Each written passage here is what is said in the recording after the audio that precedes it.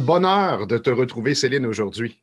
Mais bonheur partagé, mon cher Stéphane. Alors, Céline, en Suisse ou en France, ça dépend ça dépend des moments. Stéphane au Québec, Céline qui est thérapeute Peak State, c'est aussi docteur en neurosciences, et Stéphane qui est coach en communication, préparation mentale et régulation émotionnelle. Les, les traumas aujourd'hui, le trauma, c'est un mot qui est fort, qui frappe fort. Hein? Et d'ailleurs, ben, il faut faire attention à la façon dont on l'utilise. Nous, à l'Institut for the Study of Peak States, on l'utilise de la façon suivante. Trauma biographique et générationnel. Aujourd'hui, c'est ce qu'on va aborder parce que ceci n'est pas de la psychothérapie, c'est de la libération émotionnelle. Donc, Céline, comment différencier un trauma biographique d'un trauma générationnel? Alors, peut-être, comme tu as soulevé une question intéressante sur les traumatismes et la définition du traumatisme, j'avais envie de faire une petite introduction par rapport à ça. Bonne idée. Parce que c'est vrai que quand on entend traumatisme, on entend souvent un événement traumatisant, un accident, une agression, des personnes qui ont été victimes de la guerre ou d'attentats, etc. Donc, c'est vrai que souvent, quand on parle de traumatisme, on se fait tout de suite cette idée dans notre tête de quelque chose de vraiment terrible, en fait, ce qui est vrai. Ce qui est vrai. Dans notre vision du traumatisme, par contre, des traumatismes qui vont être vécus à un moment donné vont conditionner ou imprimer en fait une réaction émotionnelle dans le corps qui va se répéter. Et puis parfois, un événement éloigné du traumatisme qui n'a rien à voir, par exemple, si on prend le traumatisme de guerre, des soldats qui rentrent et puis qui, au moindre petit bruit, un claquement de porte ou autre, va sursauter, puis à nouveau cette peur va être générée. C'est ce qu'on appelle le syndrome de stress post-traumatique et c'est ce qu'on connaît le mieux en fait en psychologie. Dans ce genre de cas de figure, c'est vrai que là, on a clairement identifié un traumatisme avec les répercussions émotionnelles par la suite. Mais en fait, ce qui est intéressant, c'est que dans la vision des Peak States, les répercussions, toute répercussion émotionnelle, en fait, est en lien avec un traumatisme, mais la plupart du temps, l'origine n'est plus consciente. Soit parce que ça remonte à la petite enfance, ou parce qu'à un moment donné, le cerveau a mis en place un mécanisme de protection où il a relégué ça dans l'inconscient parce que c'était trop difficile à gérer. Soit parce que même ça remonte à plus loin. Peut-être tu as envie d'ajouter quelque chose. Et ça, oui, en fait, c'est que les gens essaient de comprendre, d'analyser et de rationaliser. Exemple, un trauma biographique ou générationnel. Je vois parfois des clients qui négocient avec eux-mêmes. J'ai peur de parler en public, mais dans le fond, je n'ai rien à prouver. Il n'y a aucune raison d'avoir peur, mais quand j'y pense, j'ai peur. Je dis à la personne, cesse toute négociation parce que tu n'arriveras à rien. Ce n'est pas à ce niveau que ça doit se régler.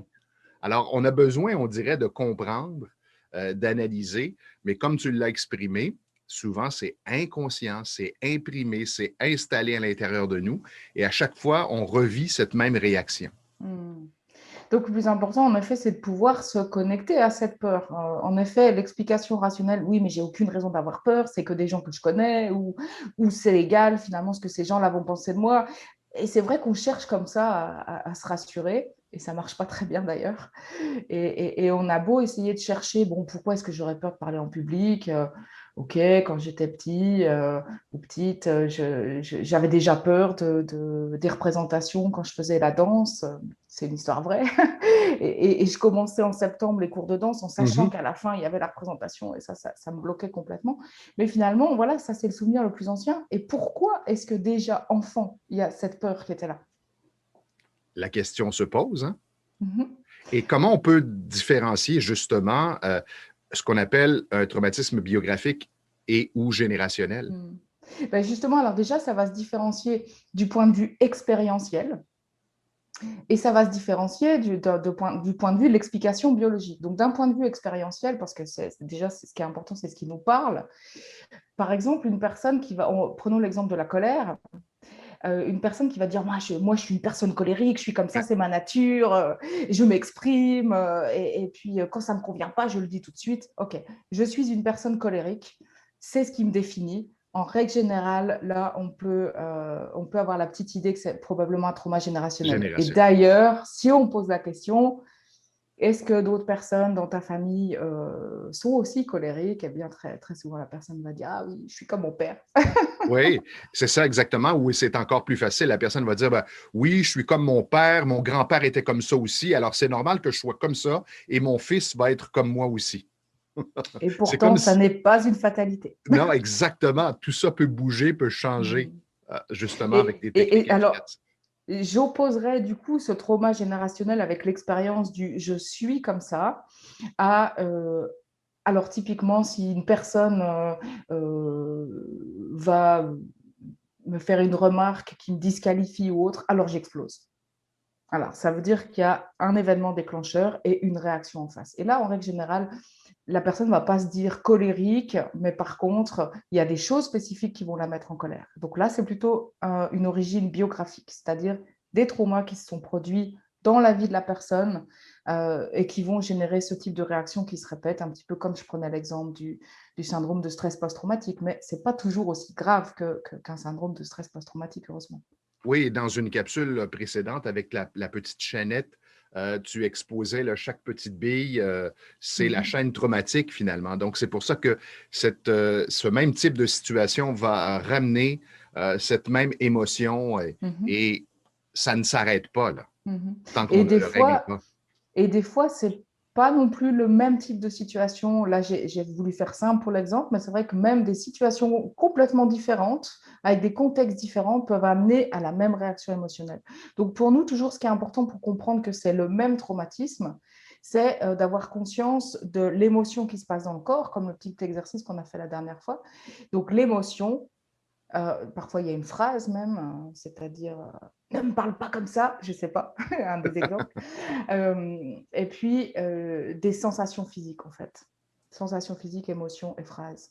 Et c'est là où on sait qu'on est sur la même chaîne de traumatisme.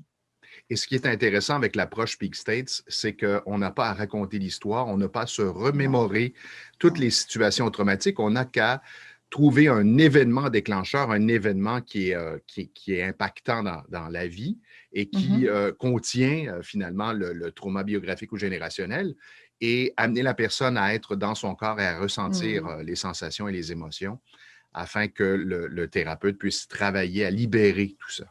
Tout à fait. Et du coup, pour libérer, ce qu'on fait en règle générale, mais on verra que ce n'est pas la seule façon de guérir ces traumatismes, mais pour bien comprendre, on peut, avec la conscience, en fait, aller le long de cette chaîne de traumatismes pour trouver le premier moment, justement, le premier moment du traumatisme. Et c'est là où on va pouvoir faire la différence entre le trauma biographique et le trauma générationnel, puisqu'il ne prend pas son origine au même endroit. Donc, le trauma biographique, ça va s'être produit depuis notre origine, avant même notre conception, mais je ne vais pas trop rentrer dans le détail ici, mais en tout cas, ça se passe bien avant la naissance et même avant que l'ovocyte et le spermatozoïde se rencontrent. Oui, En tout cas, c'est tous ces traumatismes. C'est aussi très particulier, oui. particulier que cela puisse être, et on se laisse simplement bercer par les sensations, les émotions que l'on... En fait, c'est notre guide, hein, de se connecter aux C'est ça. sensations, aux émotions et d'aller jusqu'au premier moment où on a ressenti ça, effectivement. Alors, c'est là où Alors, c'est assez révolutionnaire. tout à fait. Et je ne sais pas si toi, tu as déjà pu l'expérimenter, mais ça m'est arrivé que des personnes qui n'ont aucune connaissance théorique sur ce qu'on va vraiment faire, même si je leur explique qu'on va retrouver le premier moment. Un des exemples que je trouve assez drôle, c'est une des personnes qui me dit: Ah, alors là, je vois un hippocampe. Et en fait, l'hippocampe, bah, c'est les tout premiers stades embryonnaires. Donc moi, j'ai pu continuer à le faire avancer dans la guérison sans que forcément lui se rende compte où il est. J'ai expliqué après, mais sur le coup, là, les personnes peuvent décrire des choses et en effet retrouver des souvenirs aussi incroyables que ça puisse paraître qui datent d'avant la naissance. Et ce qui est vraiment fabuleux pour effectivement l'avoir expérimenté, c'est lorsque, par exemple, tous les symptômes, ce qu'on appelle les symptômes, c'est les ressentis, les émotions, là. Donc, tout ce qu'on avait identifié comme ressenti, émotion, c'est comme disparu. Et là, on se sent tellement bien. Moi, je me souviens, lors de l'exercice, je ne voulais pas, je voulais continuer à baigner dans cette belle lumière, dans ce bel état. J'étais tellement bien, c'était tellement léger. D'ailleurs, pour savoir que c'est terminé. En temps normal, ce qu'on utilise comme mot-clé, c'est le calme, la paix, la légèreté.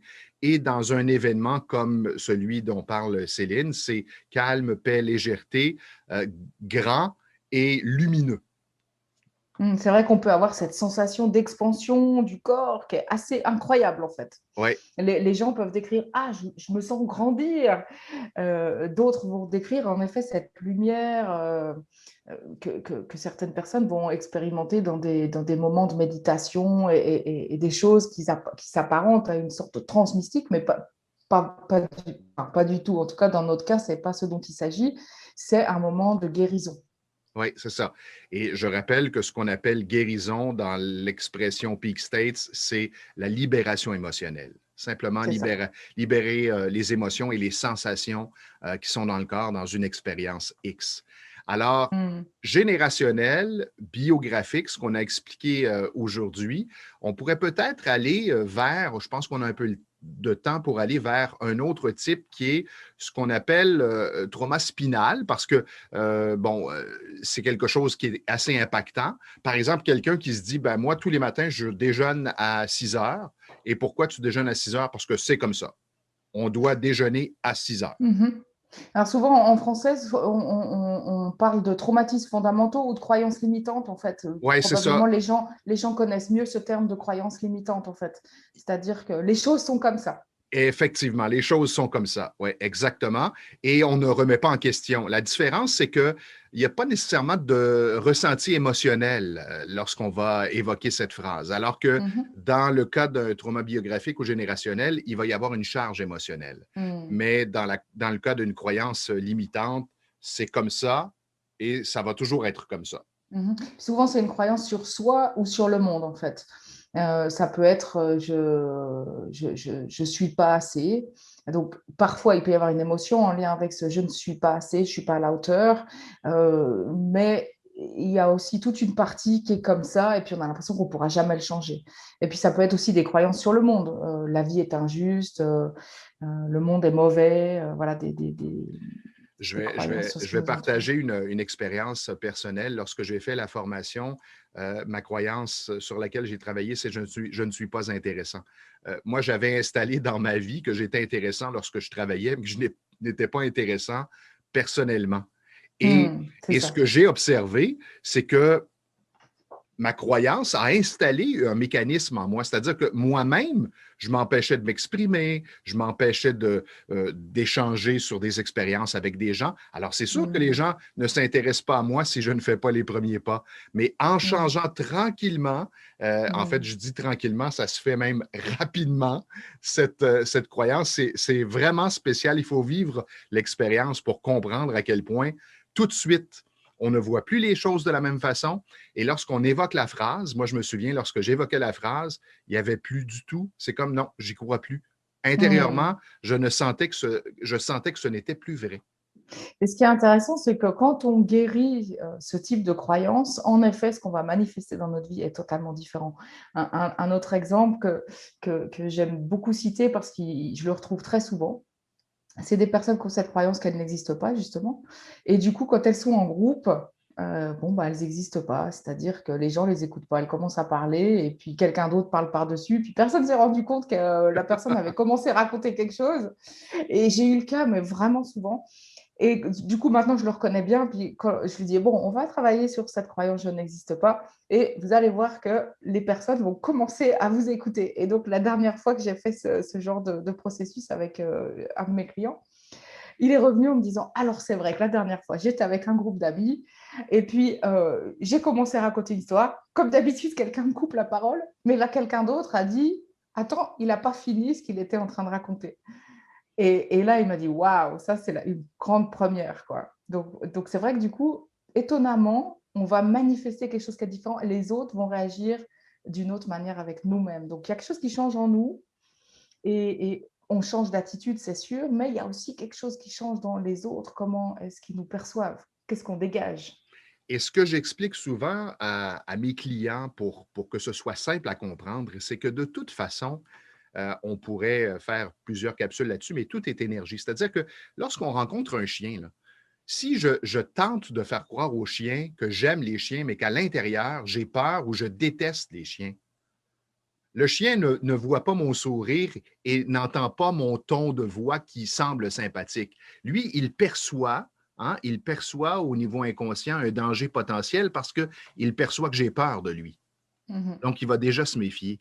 Et ce que j'explique souvent à mes clients, c'est que nous aussi, on est des animaux intelligents. On a cette perception.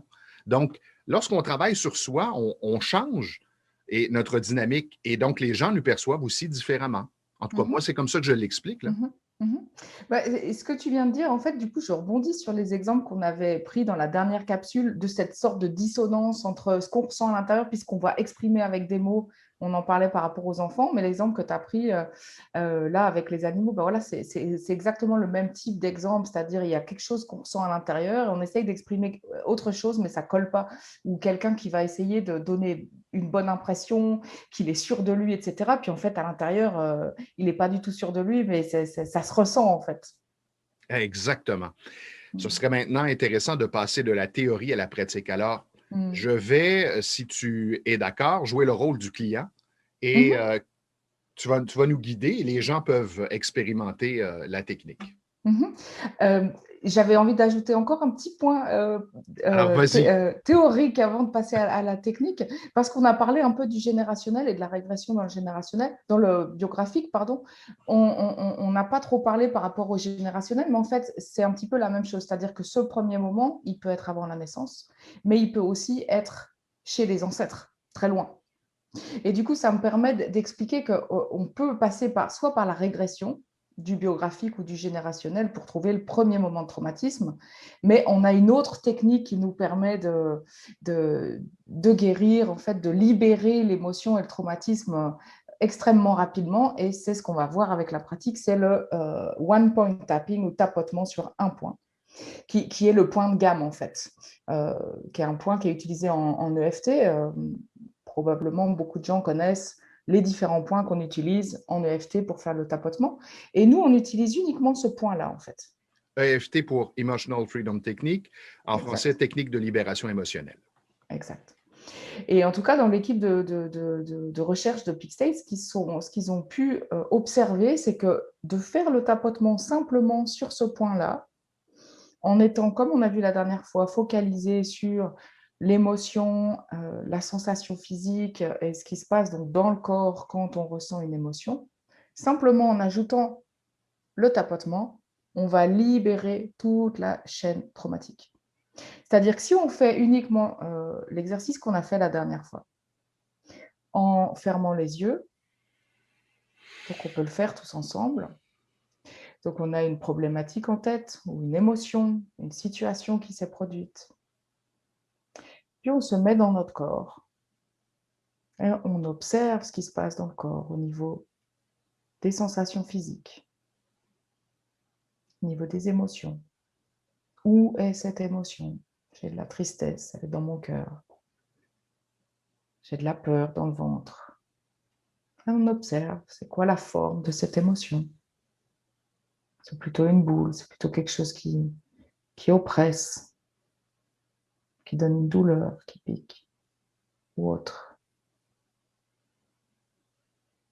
Et en fait, on va ajouter là le tapping, comme je vous ai montré sur le dos de la main.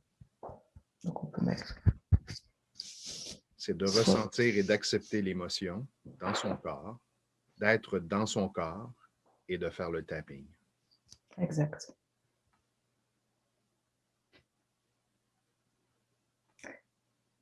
Et alors que la simple, entre guillemets, acceptation de l'émotion dans le corps va enlever un des traumatismes qui est sur la chaîne, le fait d'ajouter le tapping, donc, libère toute la chaîne, que ce soit un trauma biographique ou un trauma générationnel. Mais simplement, vous pouvez prendre quelques minutes, en règle générale, 3 minutes, ça suffit, pour complètement libérer la chaîne jusqu'à se sentir calme, paisible, léger. Et parfois, on peut même faire cette expérience d'avoir ce sentiment d'expansion, mais comme si tout s'éclaire à l'intérieur. et j'invite même les plus sceptiques à tenter l'expérience pour l'avoir vu et entendu de plusieurs clients sceptiques qui sont très, très rationnels lorsqu'ils font l'exercice. Wow! Wow! C'est ça, en fait. C'est très souvent, plutôt que de parler de la théorie, de pouvoir amener la personne à en faire l'expérience, ça vaut 1000 mots. Et on le sent, on sent cette émotion. Évidemment, chaque personne vit son expérience, mais on la sent disparaître et éventuellement, pouf! Comme tu le mentionnais, on ressent le calme, la paix, la légèreté. Je vais raconter ma première expérience, en fait, avec simplement le tapping. La personne qui m'a présenté les Peak States, c'est un ami qui est psychiatre. Et puis, voilà, on a pris un exemple comme ça. Alors, j'étais en colère contre une personne où j'avais une relation conflictuelle. Donc, j'ai pensé à cette personne, j'ai pensé à la colère et j'ai commencé à faire le tapping. Et je dois dire que pour moi, la première fois, il m'a fallu un petit peu de temps, probablement un peu plus de 3 minutes. Mais là, j'ai commencé à avoir des sensations très étranges, comme s'il y avait quelque chose qui montait en moi et qu'il y avait un mouvement de tête à l'intérieur. C'était vraiment étrange. Et là, je me suis dit, ouf, il y a vraiment quelque chose qui se passe, en fait, juste avec ce tapping. Pourtant, je connaissais déjà la méditation, tout un tas d'autres techniques. Donc, vraiment, donnez-vous le temps de pratiquer, d'expérimenter, de ressentir, d'observer ce qui se passe et n'hésitez pas à nous faire vos retours parce que moi, je serais très intéressée de savoir un petit peu quelles sont vos différentes expériences et ça nous permettra, une fois de plus, d'aller plus en détail et de vous répondre spécifiquement par rapport à votre vécu. Vous méritez ce qu'il y a de mieux. Pourquoi rester accroché à des croyances limitantes, à des émotions, à ce qu'on appelle des patterns qui reviennent sans cesse, alors qu'on peut rapidement, en quelques minutes, s'en libérer et voir qu'est-ce que ça change dans notre réalité. Quand même assez intéressant. Alors, on continue lors de notre prochaine capsule sur association corporelle.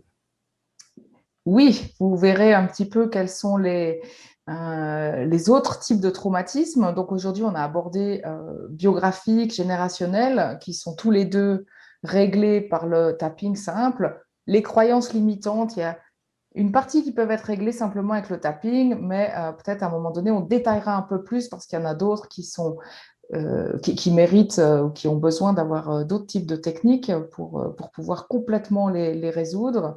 Et en effet, il y a d'autres types de traumatismes comme les associations corporelles qu'on abordera la prochaine fois. Merci Céline. Merci Stéphane. Au plaisir.